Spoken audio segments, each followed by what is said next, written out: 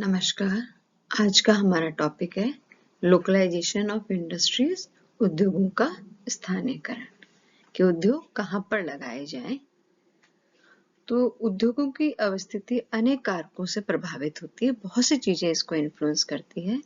इनमें से कच्चे माल की उपलब्धता कि कच्चा माल कहाँ मिल रहा है, शक्ति, ऊर्जा संसाधन कहाँ मिल रहे हैं, मार्केट है कि नहीं है, बाजार है, पूंजी है, कैपिटल है, परिवहन ट्रांसपोर्ट है कि नहीं है, और श्रमिक आदि इसके प्रमुख है। तो ये सारे के सारे जो कारक है वो लोकलाइजेशन ऑफ इंडस्ट्री को प्रभावित करते हैं। और ये जो कारक है, इन कारकों का भी महत्व समय के साथ, स्थान के साथ, आवश्यकता के साथ, कच्चे माल के प्रकार और उद्योग के प्रकार के अनुसार बदलता रहता है। भौगोलिक कारणों के अतिरिक्त ऐतिहासिक, राजनीतिक तथा आर्थिक महत्व भी उद्योगों के स्थानीयकरण को प्रभावित करते हैं। तो ज्योग्राफिकल फैक्टर्स भी हैं और साथ में नॉन ज्योग्राफिकल फैक्टर्स भी हैं। तो उद्योगों के स्थानीयकरण को प्रभावित करने वाले कारकों को हमने दो भागों में बांट लिया, ज्योग्राफिकल फैक्टर्स भौगोलिक कारक और नॉन ज्योग्राफिकल फैक्टर्स गैर भौगोलिक कारक। तो सबसे पहले हम करेंगे ज्योग्राफिकल फैक्टर्स भौगोलिक कारक। तो भौगोलिक कारक में जो सबसे इम्पोर्टेंट, सबसे महत्वपूर्ण कारक है वो कारक है रॉ मटेरियल, कच्चा माल। उद्योग के निर्माण के लिए सबसे पहले आवश्यकता क्या होती है? कच्चे माल की। बनेगा किसका? कुछ कच्चा माल होना चाहिए, कोई रॉ मटेरियल होना चाहिए। तो सामान्यतः उद्योग उन्हीं स्थानों पर स्थापित होते हैं जहां कच्चा माल उपलब्ध होता है, रॉ मटेरियल उपलब्ध होता है। कच्चा माल उद्योगों के लिए चुंबक का कार्य करता है, मैग्नेट का काम करता है। जहां रॉ मटेरियल मिलेगा, ज्यादा मिलेगा, वही उद्योग स्थापित होंगे। तो मैग्नेट की तरह इंडस्ट्रीज को अपनी तरफ खींचते हैं। जिन उद्योगों में निर्मित वस्तुओं का भार कच्चे माल की तुलना में कम होता है, उन उद्योगों को तो कच्चे माल के स्रोत के निकट ही स्थापित होना होता है। जैसे मान लें अपन गन्ना देखें, तो हम जब कच्चे माल के रूप में गन्ने का प्रयोग लेते हैं, सपोज करें हम 100 kg गन्ना ले रहे हैं और उससे हम चीनी का निर्माण कर रहे हैं, तो चीनी 100 किलोग्राम गन्ने का प्रयोग लेने पे हमें जो चीनी प्राप्त हो रही है वो 12 kg ही प्राप्त हो रही है। तो ऐसे में क्या हुआ, जो गन्ना है एक भारी है, सस्ता तथा पेरिशेबल, दूर जाएगा तो जल्दी से खराब हो जाएगा। पेरिशेबल कच्चा माल है जिसे अधिक दूरी तक ले जाने से परिवहन की लागत बढ़ जाएगी। तो ऐसा जो रॉ मटेरियल है जो भारी होता है और पेरिशेबल होता है, तो जब अपन उसको दूर तक ले जाएंगे तो एक तो उसका खराब होने का डर है, और दूसरा क्योंकि वो भारी है और ज्यादा क्वांटिटी में आपको चाहिए तो उससे अपने ट्रांसपोर्टेशन की कॉस्ट बढ़ जाती है। तो अतः चीनी की मिलें गन्ना उत्पादक क्षेत्रों में ही स्थापित की जाती है। इसलिए जो शुगर मिल्स हैं वो वही एस्टेब्लिश होती हैं जहां उनको कच्चा स्रोत मतलब गन्ना या गन्ना शुगर केन जहां पर उगाए जाते हैं, जहां पर उसकी फसल होती है। इसी प्रकार लुगदी उद्योग, तांबा तथा कच्चा लोहा उद्योग भी कच्चे माल के स्रोत के पास ही लगाए जाते हैं। लोहा और इस्पात उद्योग में उपयोग में आने वाले लो एस्क और कोयला दोनों ही भार हारमन वेट लूजिंग है।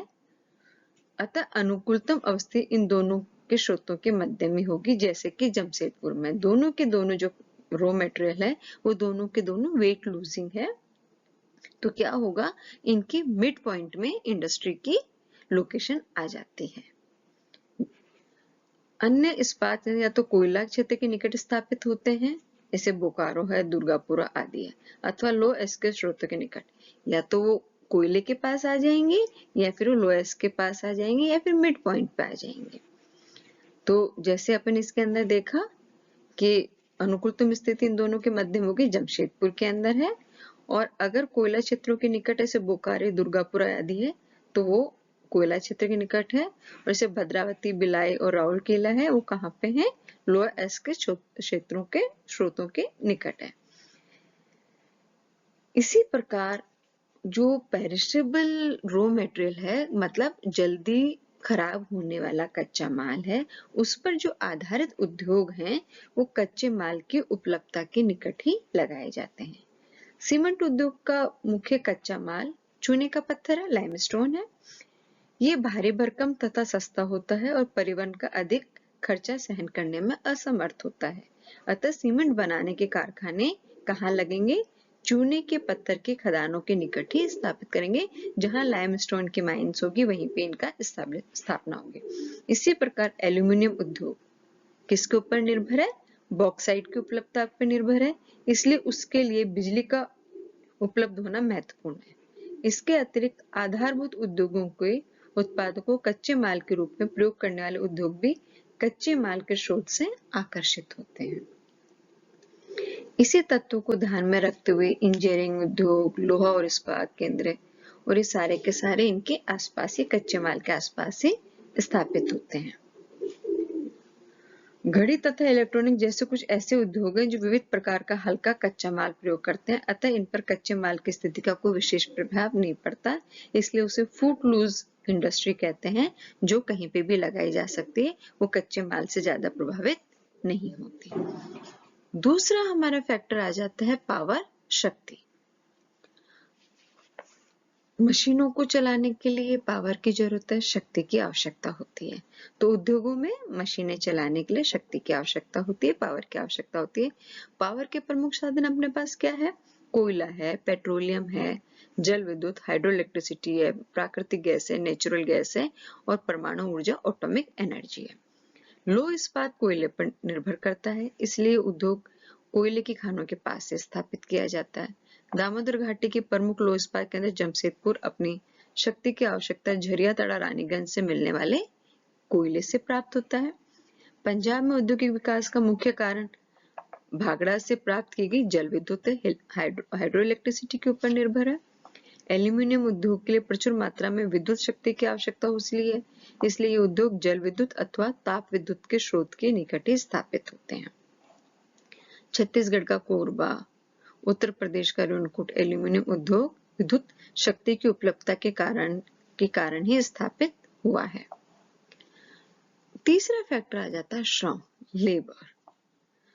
तो आधुनिक युग में तो क्या है, ज्यादातर स्वचालित मशीनें तक कंप्यूटर जैसे यंत्रों का प्रचलन बढ़ा है, फिर भी औद्योगिक विकास में श्रम का महत्व बहुत ज्यादा है। सस्ते तथा कुशल श्रम की प्रचुर मात्रा में उपलब्धता औद्योगिक विकास का प्रमुख कारण है।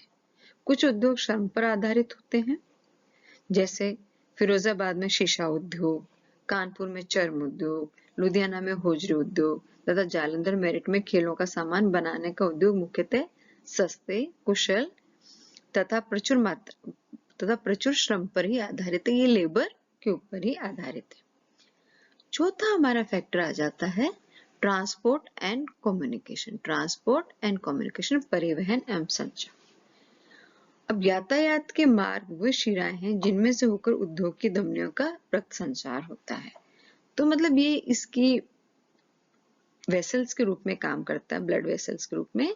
तो इन्हीं के थ्रू, क्योंकि जब कच्चा माल इंडस्ट्री तक भी आएगा, ये जो आपका बना हुआ माल है उसको मार्केट तक जाना होगा, तो हमें कैसे जाएगा? वो यातायात के साधन के द्वारा जाएगा, परिवहन के साधन के द्वारा जाएगा, और कोई सूचना चाहिए तो संचार का माध्यम जाएगा।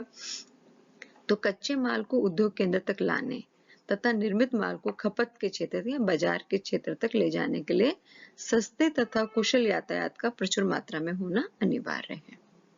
सड़कों तथा रेलों के जंक्शन तथा सागर तटीय बंदरगाह हार्बर जो है अच्छे औद्योगिक केंद्र बन जाते हैं। मुंबई, कोलकाता, चेन्नई, दिल्ली जैसे महानगरों में औद्योगिक विकास मुख्यतः यातायात के साधनों के कारण ही हुआ है। परिवहन की भांति संचार के साधन जैसे डाक, तार, टेलीफोन, कंप्यूटर भी औद्योगिक विकास में महत्वपूर्ण भूमिका निभाते हैं। इनसे उद्योग संबंधी सूचना बहुत जल्दी प्राप्त हो जाती है। फिर आ जाता है बाजार, मार्केट। अब जब आपने रॉ मटेरियल से निर्मित आपने सामान बना लिया तो खपत तो होगी, तो बाजार भी हमें चाहिए। तो उद्योग का सारा विकास जब तक वृथ है जब तक निर्मित माल की खपत के लिए बाजार ना हो। बाजार की निकटता से यातायात का खर्च कम हो जाता है और उपभोक्ताओं को औद्योगिक उत्पाद सस्ते दाम पर मिल जाता है। शीघ्र नष्ट होने वाली वस्तुओं को तो अधिक दूर तक ले जाना असंभव होता है। फिर है चीप लैंड, सस्ती भूमि। उद्योगों की स्थापना के लिए सस्ती भूमि का होना भी आवश्यक है। दिल्ली में भूमि का अधिक मूल्य होने के कारण दिल्ली में बहुत ज्यादा मूल्य है, तो आसपास के जो उसके उपनगर है वहां पे सस्ती भूमि मिल रही है, तो उद्योग ने क्या किया, उधर ही प्रगति की। जैसे नोएडा हो गया, गुड़गांव हो गया, ये सारे के सारे डेवलपमेंट हुआ है। और फिर आ जाता है सप्लाई ऑफ वाटर, जलापूर्ति। तो लोहा इस्पात, वस्त्र निर्माण तथा रसायन, केमिकल जो इंडस्ट्रीज है, इनको पर्याप्त मात्रा में जल की आवश्यकता होती है, वाटर की आवश्यकता होती है। तो सप्लाई ऑफ वाटर, ये इसके लिए भी बहुत जरूरी है। तो कई बार इंडस्ट्री वहीं डेवलप होती है जहां पे सप्लाई ऑफ वाटर होता है, जिनको इंडस्ट्रीज को ज्यादा जरूरत होती है। दूसरी जो कैटेगरी में डिवाइड किया है वो है नॉन ज्योग्राफिकल फैक्टर्स, गैर भौगोलिक कारक। तो जितने भौगोलिक कारण इंपॉर्टेंट है उतना ही नॉन ज्योग्राफिकल फैक्टर्स भी इंपॉर्टेंट है। तो इसमें सबसे पहला आ जाता है कैपिटल, पूंजी। कोई भी उद्योग बिना पूंजी के नहीं पनप सकता, बिन पैसों के कुछ भी नहीं हो सकता। बड़े बड़े नगरों में पूंजीपति उद्योगों में पूंजी लगाते हैं, जिनसे उद्योगों का विकास होता है। इसी कारण मुंबई, कोलकाता, चेन्नई, दिल्ली आदि बड़े बड़े नगरों में उद्योग लगे हुए हैं। फिर है इंडस्ट्रियल पॉलिसी, औद्योगिक नीति। भारत जैसे देश की प्रजातंत्रीय अवस्था में उद्योगों की अवस्थिति के चयन का अंतिम निर्णय रूप में सरकारी नीतियां और जनता की मांग के ऊपर निर्भर करता है। तो इसलिए उद्योगों के लिए स्थान का सदैव उपरोक्त सिद्धांतों के आधार पर नहीं होता। व्यवहार में उद्योगों की स्थिति और विकास का चयन प्राय राजनीतिक निर्णयों के लिए इंडस्ट्रियल पॉलिसी के अनुरूप ही होता है। अतः उद्योग प्राय ऐसे क्षेत्रों में स्थापित होते हैं जहां पहले से ही उद्योग विद्यमान है, अथवा वह क्षेत्र जहां पर राजनीतिक दृष्टि से बहुत प्रभावशाली है। औद्योगिक जड़ता, इंडस्ट्रियल इनर्शिया। कुछ उद्योग भौगोलिक परिस्थितियों के कारण स्थापित होते हैं, परंतु जब भौगोलिक सुविधा वहां पर समाप्त हो जाती है तब भी वो उद्योग वहीं पर बने रहते हैं। जैसे अलीगढ़ में ताला तथा जबलपुर में बीड़ी बनाने के उद्योग इसके उदाहरण है। तो जो पहले जहां बने हैं, कुछ कारणों के कारण बने, वो कारक खत्म भी हो गए, लेकिन फिर भी वो उद्योग वहीं पर बने हुए हैं। इसे कहते हैं इंडस्ट्रियल इनर्शिया। बैंकिंग सुविधा, बैंकिंग फैसिलिटीज, बैंकिंग सुविधा। उद्योग धंधों में आपको बहुत सारे रुपयों का लेन देन करना पड़ता है, जो बैंक के द्वारा ही संभव है। अतः जिन क्षेत्रों में बैंकों की सुविधा है वहां जो उद्योग है वो ज्यादा अच्छे से पनप करते हैं। तो बैंकिंग सुविधा वहां पर होनी चाहिए। बीमे की सुविधा, बैंकिंग सुविधा के साथ साथ बड़े बड़े कारखानों में भारी मशीनों को अचानक नुकसान पहुंचने का भय होता है, आग लगने का डर होता है, नुकसान हो जाता है और कोई न कोई एक्सीडेंट हो जाता है, इंसिडेंट्स हो जाते हैं उसके अंदर। इसके अतिरिक्त श्रमिकों की औद्योगिक दुर्घटना में मृत्यु भी हो जाती है। इन सब परिस्थितियों को देखते हुए बीमा की सुविधा